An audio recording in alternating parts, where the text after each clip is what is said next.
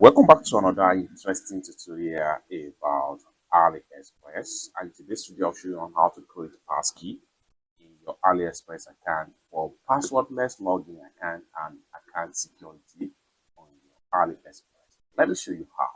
The very first thing you want to do is to go ahead and open up your AliExpress app.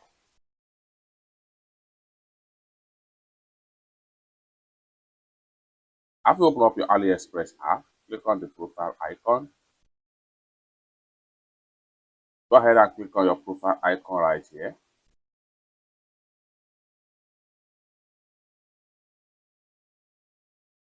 Go ahead and click on edit. Go ahead and click on Passkey.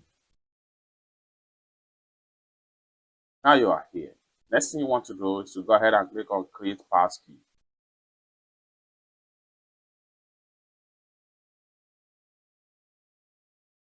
Go ahead and hit on continue. Go ahead and hit on continue.